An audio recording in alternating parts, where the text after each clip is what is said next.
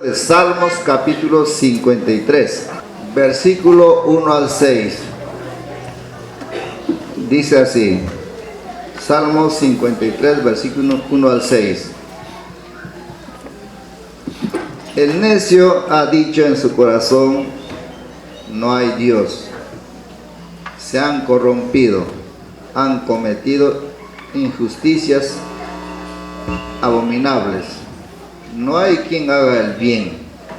Dios ha mirado de los cielos sobre los hijos de los hombres para ver si hay alguno que entienda, alguno que busque a Dios.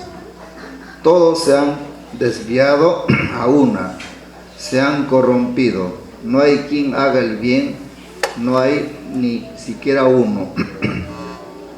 No tienen conocimiento los que hacen iniquidad, que devoran a mi pueblo como si comieran pan, y no invocan a Dios.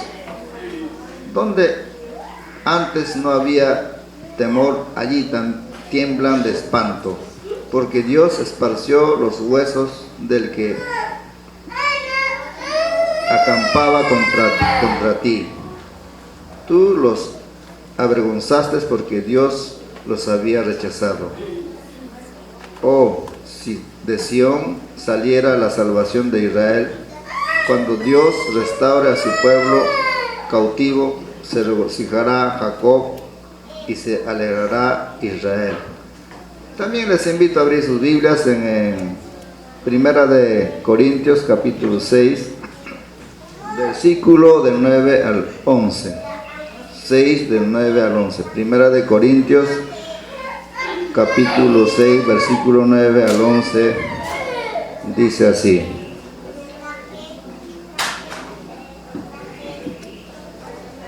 ¿O no sabéis que los injustos no heredarán el reino de Dios? No os dejéis engañar, ni los inmorales, ni los idólatras, ni los adúlteros, ni los afeminados, ni los homosexuales, ni los ladrones, ni los avaros, ni los borrachos, ni los difamadores, ni los estafadores heredarán el reino de Dios. Y esto erais algunos de vosotros, pero fuisteis lavados, pero fuisteis santificados, pero fuisteis justificados en el nombre del Señor Jesucristo y en el Espíritu de nuestro Dios. Esta es la palabra de Dios. Quisiera mencionar algunos dichos de pensadores muy importantes en la historia de la humanidad, que se relacionan con nuestra naturaleza como seres humanos. Por ejemplo, el filósofo británico del siglo XVII, John Locke, creía que el hombre nace en un completo estado de inocencia y con la mente, dicho de varias maneras, una es esta, como una pizarra limpia. Rousseau también, el filósofo del siglo XVIII, y este es un pensamiento muy famoso que hasta ahora lo mencionamos con recurrencia y frecuencia. Él decía que el hombre nace bueno y la sociedad lo corrompe.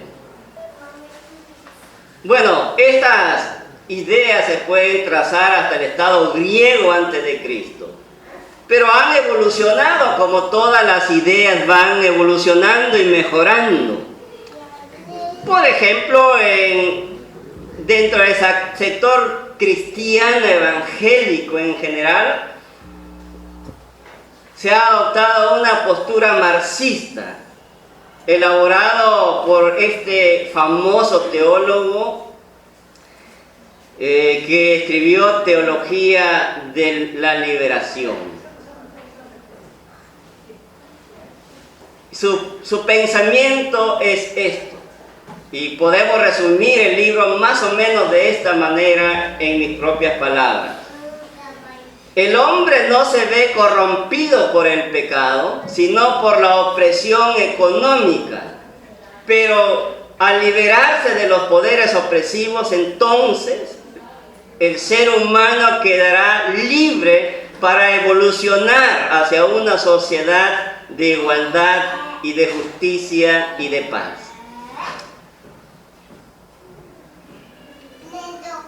Ahora, hay otra perspectiva también, la perspectiva humanista, y la cual está muy bien explicada en el Manifiesto Humanista del 2002 o del 2000. El humanismo ellos se definen así: el humanismo es una perspectiva ética, científica y filosófica que comenzó a fraguarse con los filósofos y poetas de las antiguas Grecia y Roma, en la China con Confucio y otros más, y es suscrita por artistas, escritores, científicos y pensadores humanistas, y que han dado forma a la edad moderna desde hace más o menos medio milenio. En resumidas cuentas, el humanismo plantea que la solución al problema del ser humano y de la sociedad, y el camino hacia encontrar la felicidad, la armonía y la paz, y la igualdad y la salvación, se puede lograr solamente si el ser humano confía en su razón, y si confía en la ciencia y en el desarrollo de la tecnología, y en nuestro propio esfuerzo. Entonces, ¿cuál es la postura cristiana ante esto? Porque esto se enseña desde inicial y se escucha en la calle de muchas formas y maneras. En primer lugar, quisiera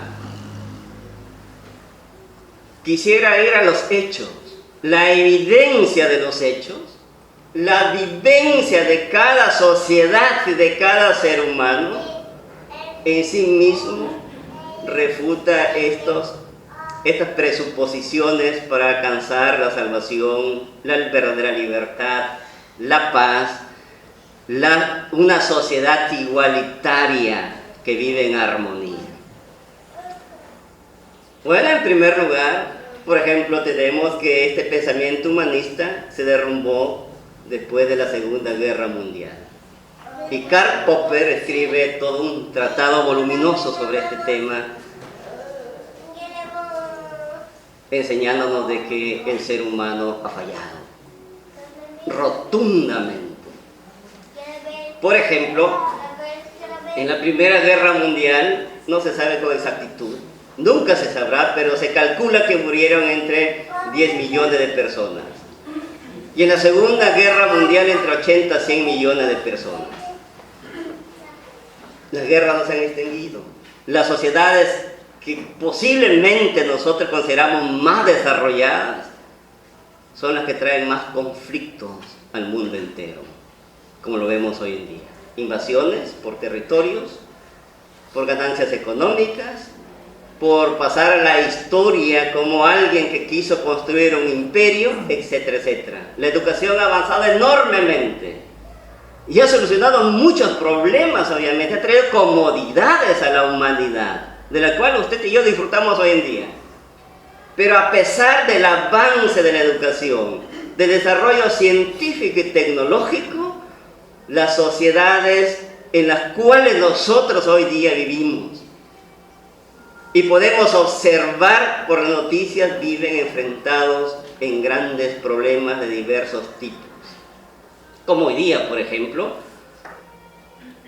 podemos señalar la guerra entre Rusia y Ucrania, o entre el BRICS y la OTAN, la guerra entre Israel y Gaza, y posiblemente se expanda hacia una guerra en todo Medio Oriente, y que nos va a arrastrar, queramos o no, a los países latinos también, que de alguna manera ya han tomado posesión. No hay país neutral, obviamente. Hay problemas económicos, esto trae problemas económicos, esto trae problemas de discriminación, como lo tenemos también aquí en nuestra sociedad y en otras sociedades. Va a haber gente que va a querer huir de su país y obviamente van a buscar refugio, como ya lo están haciendo miles. en otros países.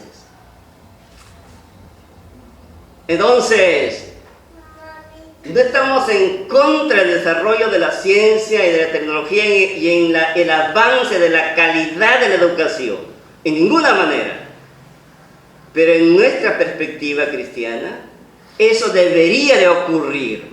Para eso Dios nos ha creado, para hacer cultura y desarrollar todas las potencialidades con las cuales Él nos ha creado y los que hay en la naturaleza, para el bien común. Sin embargo, nuestra perspectiva bíblica es que la salvación, la paz, la armonía, una sociedad donde se repartan de una manera más equitativa los recursos económicos y se viva fraternalmente, no se encuentra en estos factores que he mencionado. Trae comodidades y mejoras, obviamente. Algunos dirán, pero en el futuro habrá una sociedad ideal. Bueno, han pasado varios milenios y los problemas, a pesar de desarrollos en todas las esferas de la sociedad, el ser humano casi recurrentemente vuelve a repetir los mismos problemas. Ahora, ¿cuál es la perspectiva bíblica con respecto a estas posiciones? Primero hemos dicho que no nos oponemos, es correcto. Creemos de que Dios nos crea a su imagen y semejanza. Y creemos que Dios nos ha dado aquellas directivas para el desarrollo en todas las esferas de la sociedad y la búsqueda de una sociedad mejor, de una mejora de la distribución de recursos económicos, en la búsqueda de la paz, de la igualdad, etcétera, etcétera. Son aspectos que todo creyente debe de promover y que todo cristiano en general debe de promover. Sin embargo, nuestra confianza en una sociedad que vive en armonía, en paz, en un ser humano completamente transformado y renovado, no se encuentra en el ser humano mismo. ¿Por qué? Porque todo ser humano es pecador. Ahora, esta doctrina en nuestra denominación está formulada de la siguiente manera. El hombre, mediante su caída en el estado de pecado, ha perdido totalmente toda capacidad para querer algún bien, aquel bien.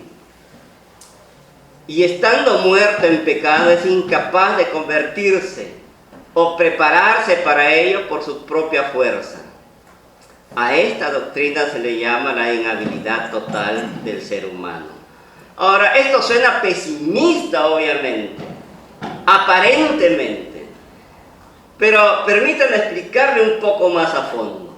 Primero, lo que no significa la inhabilidad del ser humano, cuál es el significado correcto, y finalmente que hay esperanza para el ser humano y para las sociedades o sociedad en la que vivimos y para las sociedades del futuro también.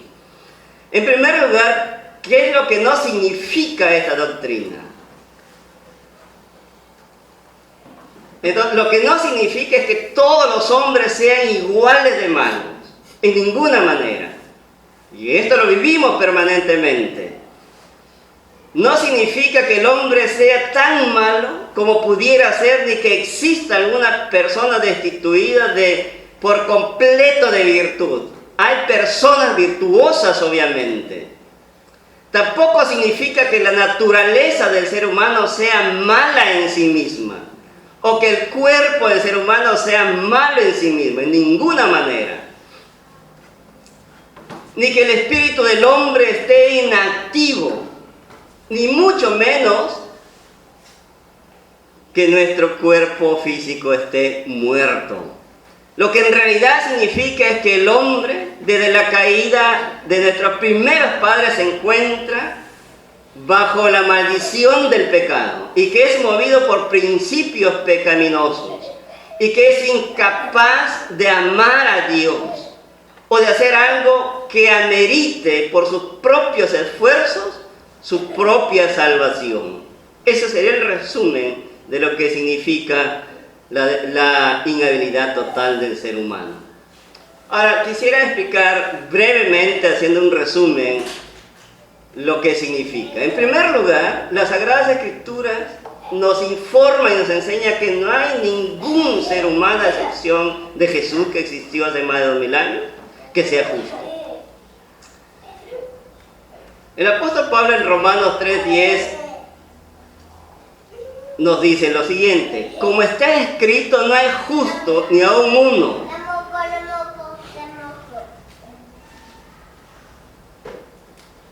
Usted se estará preguntando, pero yo algunas veces he hecho actos de justicia.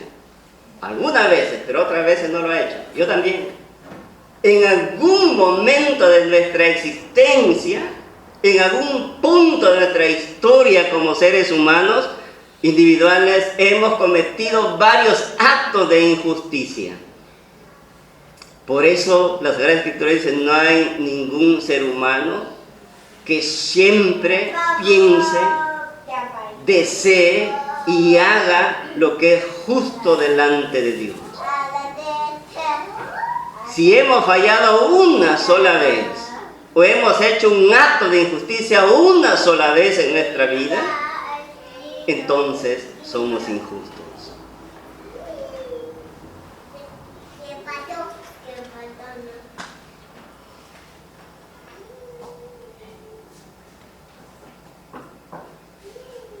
Bueno, en nuestra sociedad vemos la injusticia frecuentemente,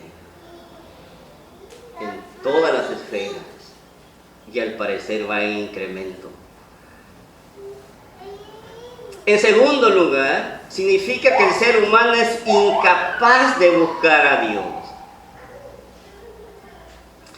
Luego dice: no hay quien busque a Dios.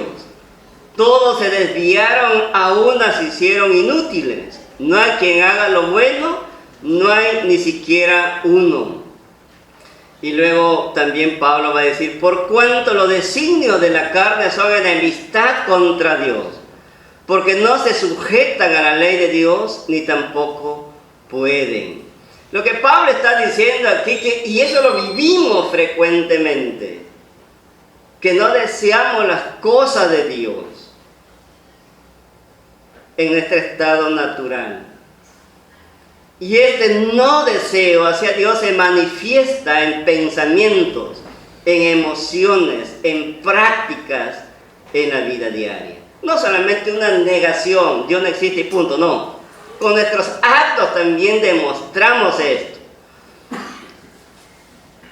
No nos interesa Dios.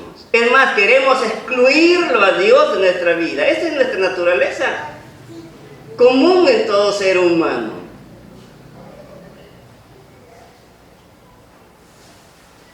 Y eso es lo que Pablo nos enseña aquí. Es más, nos volvemos enemigos de Dios. Y a veces vivimos molestos con Dios. Y queremos desterrarnos de todas las esferas de nuestra vida y de la sociedad. Eso es lo que Pablo nos quiere enseñar. Nos parece, como Pablo mismo dice, una locura el Evangelio. Por ejemplo, Pablo dice: ama a tu enemigo. ¿Qué? ¿Que yo ame a mi enemigo? ¿No es cierto que eso suena a una completa locura? Perdona a tu esposa, a tu esposo, a tus hijos. Y a veces dices: yo no quiero dar mi brazo a torcer. Que él venga primero y de rodillas me pida perdón. Son frases y pensamientos y deseos que usted y yo le hemos vivido. Y yo también, como creyente, tengo que confesar que de vez en cuando no quisiera perdonar. Y no quisiera amar a mis enemigos, entre comillas. Aunque no creo que tenga enemigos. Es difícil, cuesta.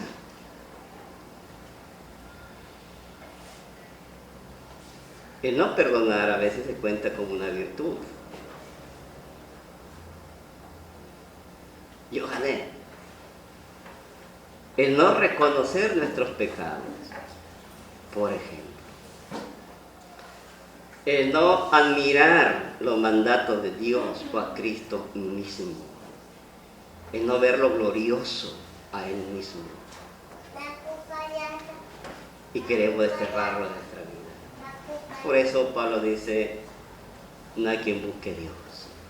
En nuestro estado natural, ninguno hemos querido ser creyentes. Y los que no son creyentes no lo desean tampoco. O es la última persona a quien debemos de recurrir. En primer lugar hemos dicho que la inhabilidad total del ser humano significa que no hay ningún ser humano justo. Por lo menos hemos cometido una injusticia en la vida. Claro, si usted y yo no podemos escribir, vamos a llenar varios talonarios de injusticia. En segundo lugar, significa de que no está en nuestra naturaleza humana interesarse por Dios, por sus cosas de Él. Y en tercer lugar, significa de que no deseamos hacer el bien. Y si deseamos hacer el bien, a veces terminamos haciendo el mal. Pablo en Romanos 7:18 dice, yo sé que en mí, esto es, en mi carne, no mora el bien, porque el querer el bien está en mí, pero no el hacerlo. A veces deseo perdonar, pero hay como una fuerza invisible en mi mente y mi corazón que me dice, no seas tonto, no des tu brazo a torcer, no te humilles.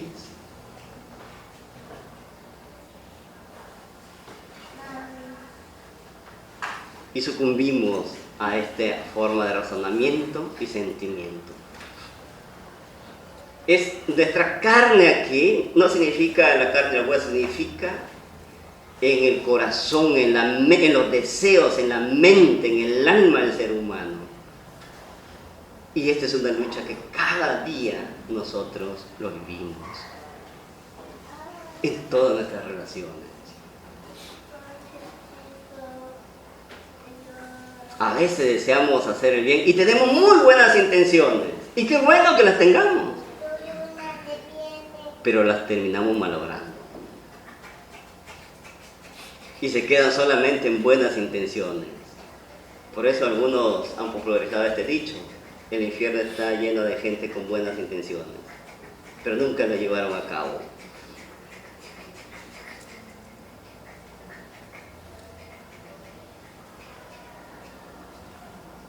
Nos cuesta hacer el bien. Y usted lo sabe, es una lucha intensa. Y hay que vencer para hacer el bien.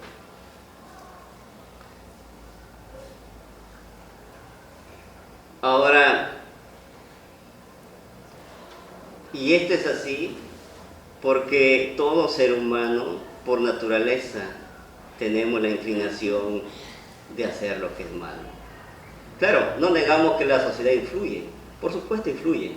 Influye en los amigos, influye en la familia, influye en el colegio, influye en la universidad, influye todas las corrientes de pensamiento y filosofías con las cuales uno tiene contacto, etcétera, etcétera. Hay una influencia externa.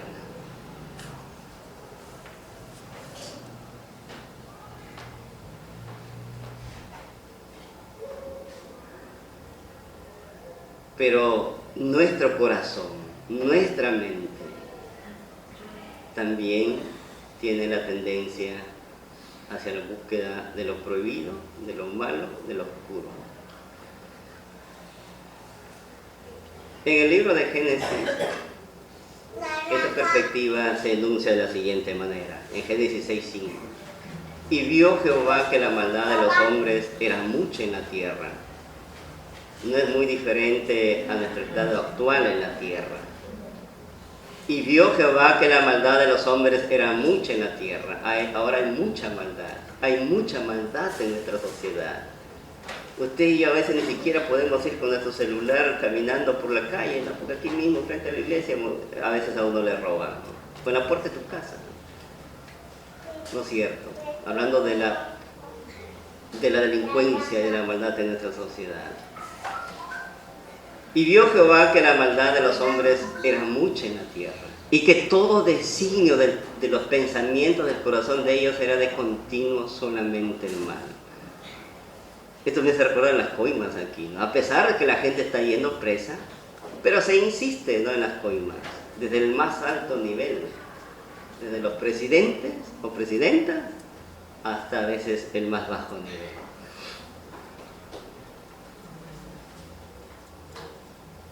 Todo designio de los pensamientos del corazón de ellos era de continuo solamente el mal. Está hablando de aquella generación antes del diluvio. Pero después del diluvio hasta el día de hoy, también lo designia de nuestro corazón frecuentemente a veces es el mal. Y luego dice en Génesis 8:21, después del diluvio. Y percibió Jehová olor grato, y dijo Jehová en su corazón: no volveré más a maldecir la tierra por causa del hombre, porque el intento del corazón del hombre es malo desde su juventud, ni volveré más a destruir todo ser viviente como he hecho. Nosotros vemos a los niños y son muy agradables y bonitos cuando son bebés y van creciendo hasta los 10, 12, 13 años. Y luego me imagino que los padres se preguntan: ¿y qué pasó? ¿No? ¿Por qué ese cambio radical de la noche a la mañana? ¿Por qué tan agresivo, ensimismado? Que a veces se va buscando problemas en la calle, saliendo de los colegios, cuando no lo vigilo, ¿no? Que un poco más y me levanta la mano. ¿Qué ha pasado? ¿Dónde lo aprendió? En Yancali. ¿No es cierto? O en el colegio en general. ¿Dónde aprendió? En la calle. Sí, tiene influencia, obviamente, pero nadie lo obliga a hacer lo malo. O en algunos casos podrían obligarle a hacer lo malo.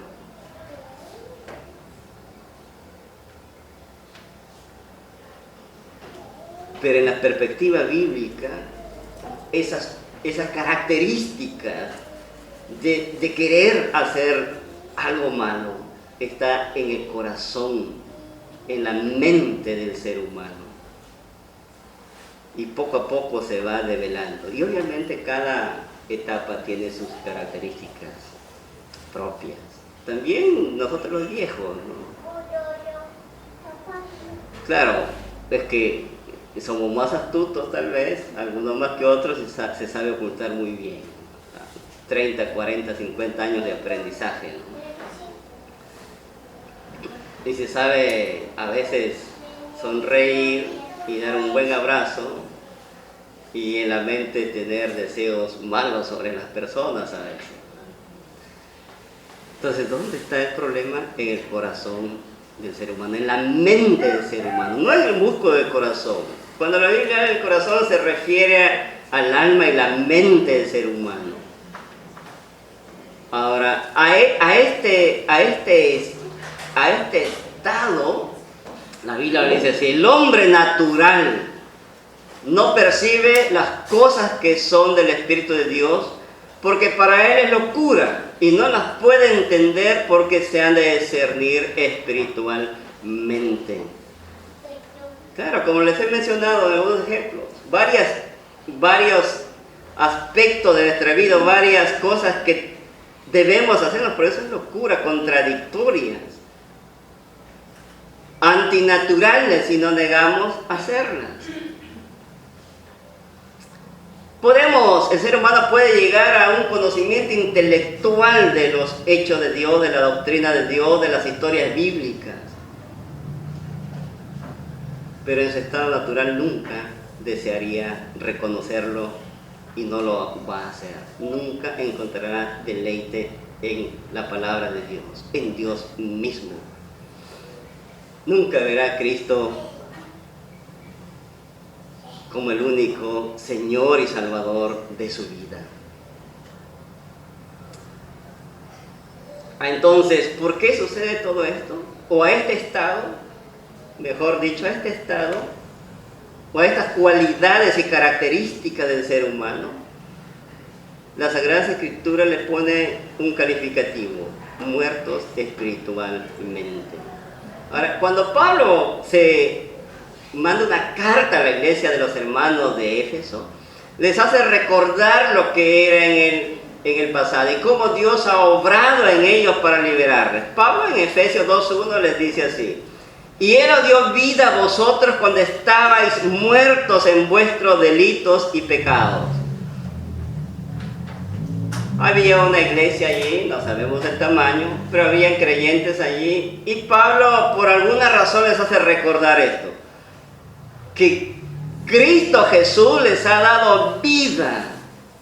Cristo Jesús les encontró muertos, no muertos físicamente. Normalmente llamamos muerte espiritual, o muertos en vuestros delitos y pecados, por las características que hemos mencionado hace un momento. 3 características básicas. Ahora, esa era mi condición. Y esa era la condición de todo creyente que ha aceptado a Jesús como Señor y Salvador. No hemos sido mansas palomas, ¿eh? O Dios no nos ha elegido porque somos mejores que otros, ¿eh? Mucho cuidado, ¿eh? De ninguna manera. No éramos mejores que otros. Dios nos ha elegido por amor y misericordia. Pero a veces los creyentes empezamos a ver al resto por debajo de los zapatos, pensando que algo Dios ha visto bueno en mí que me ha llamado. No, Dios nos pone a todo ser humano en el mismo plano. Y de ahí Dios nos ha llamado, nos ha dado vida eterna. Y esto me lleva al punto final. Hasta aquí aparentemente esta es una exposición pesimista, fatalista, derrotista y todos los istas que puedan haber. Pero no, estimados oyentes, en ninguna manera hay esperanza para el ser humano, hay esperanza para una sociedad mejor algún día, hay esperanza de que ese corazón entenebrecido, duro, que no ama a Dios, que no ama al prójimo, pueda cambiar. Hay esperanza de que usted practique con mayor frecuencia la justicia y hacer el bien común, el bien entre la familia y la sociedad. Por supuesto que hay esperanza. Hay esperanza en Cristo Jesús. Hay esperanza de ser resucitados de esta muerte espiritual que hemos llamado.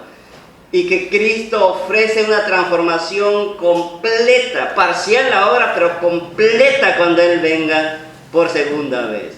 Este cambio de muerte espiritual a vida espiritual, en la Biblia se le llama regeneración. También se le llama dar nueva vida, se le llama el llamado de las tinieblas hacia la luz gloriosa de Cristo Jesús, se llama vivificar, se llama renovación, o quitar el corazón de piedra y convertirle en un corazón de carne. Todos estos son sinónimos para el término regeneración.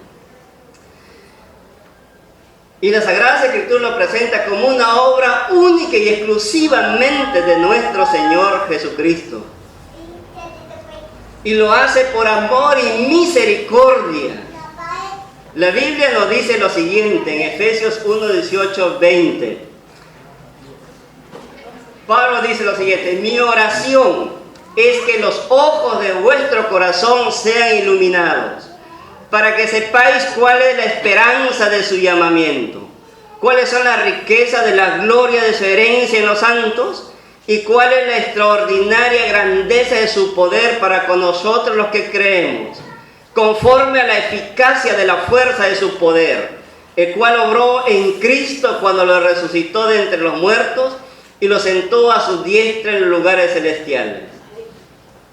Y luego, en Juan el capítulo 5, 21, Jesús mismo dijo: porque así como el Padre levanta a los muertos y les da vida, Asimismo, el Hijo también da vida a los que Él quiere.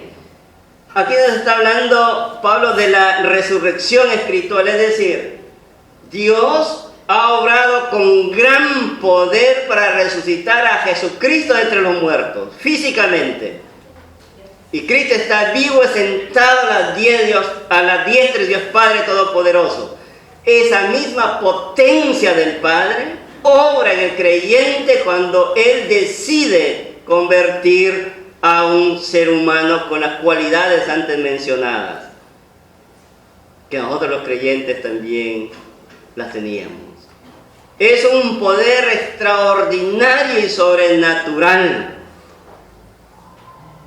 Y Cristo mismo lo afirma, que así como Dios el Padre lo iba a resucitar a Él, esta resurrección espiritual que obra en el ser humano, que no ama a Dios, que es enemigo de Dios, que no es justo, que solo busca de continuo el mal y que se opone a hacer el bien, o que le cuesta demasiado hacer el bien, solamente Cristo Jesús puede transformar esa forma de pensar, de hablar, de comportarse y de transformar nuestra vida en creyentes, en personas que amamos a Cristo, que deseamos más a Él, que amamos a nuestro prójimo, que amamos a nuestra esposa, a su esposo, a sus hijos, incluso a sus enemigos, y que desea hacer el bien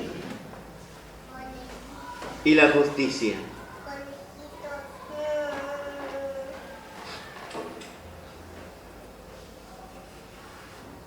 Esto es lo que Jesús le dijo a Nicodemo, este maestro fariseo, cuando conversó con él, y que fue a escondidas a buscarle. Así como a veces nosotros cuando nos invitan a la iglesia vamos a escondidas. Dice así Jesús, respondió Jesús, de cierto te digo, que el que no nace de agua y del Espíritu no puede entrar en el reino de Dios. A esto se llama la regeneración, es el poder del Padre, del Espíritu Santo y de Jesucristo actuando en la vida del ser humano. Juan aquí enseña que los que creen en el nombre de Jesús son llamados hijos de Dios. Pero a quienes lo recibieron y creyeron en Él, les concede el privilegio de ser llamados hijos de Dios. Y son hijos no por naturaleza humana, ni por los deseos humanos, sino porque, digamos, Dios los ha engendrado o los ha resucitado de esta muerte espiritual. En otras palabras, la transformación a una nueva vida hacia la salvación solo sucede por el poder transformador y la voluntad de nuestro Señor Jesucristo. Leímos al inicio 1 Corintios 6 y quisiera volver a leer el verso 11. Pablo dice a la iglesia de Corinto, de todas las iglesias de todos los tiempos, y esto erais algunos de vosotros. Recuerden que ha nombrado varios pecados. Algunos de nosotros hemos estado por lo menos en uno de aquellos pecados que nombra Pablo, o en varios tal vez. Y él le dice, y esto erais algunos de vosotros antes de que Cristo nos convierta. Pero ya habéis sido lavados, dice. Entonces Cristo nos ha lavado, ya habéis sido santificados, ya habéis sido justificados en el nombre del Señor Jesús y por el Espíritu de nuestro Dios. Eso es lo que ha hecho nuestro poderoso Señor Jesucristo en su amor y su misericordia. Y eso es lo que desea hacer para ustedes, padres de familia, para sus hijos, para su descendencia, para todo aquel que cree en Cristo Jesús. No les cuenta el pasado. Eran así, pero Él desea transformarles en todas las esferas de su vida, en todas las áreas de su vida. Quiere lavarles de sus pecados, es decir, quiere perdonarle todo tipo de pecado que usted haya cometido. Y desea enrumbarle en el camino hacia la santificación. Pero hay algo importante, que por la muerte de Cristo Jesús hemos sido justificados. Esto significa que Cristo nos imputa o nos transfiere su justicia. Y a pesar de que no lo merecíamos, Él nos presenta ante el Padre como, mira, este sujeto era así, pero yo he muerto por él. Él es tan justo como yo. La justicia es una vez y para siempre. Quita tu ira de él, por favor, porque yo he muerto por él. Entonces, ¿hay esperanza para el ser humano? Sí hay esperanza para el ser humano. Hay esperanza para los matrimonios, para las familias donde está integrados los hijos y los hijos de los hijos, para la sociedad. Sí hay esperanza siempre y cuando usted reciba a Jesús como el Señor y Salvador. Hay esperanza de convertirnos en renegones, en seres humanos tolerantes, en pacificadores, en amantes de la verdad, de la justicia, de las cosas de Dios. Sí hay esperanza en Cristo Jesús, porque Él tiene el poder, la potencia, el amor y la misericordia de hacer de un ser humano malvado un nuevo ser humano que ame la justicia, la verdad, que ame a Dios y a sus semejantes, incluidos sus enemigos.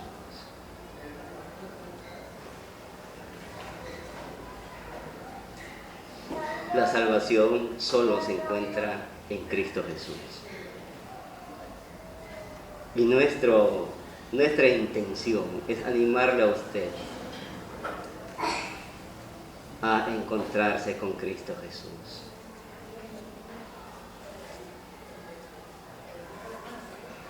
Y Él hará de usted una nueva persona. Que Dios le bendiga ricamente a cada uno de ustedes. Gracias.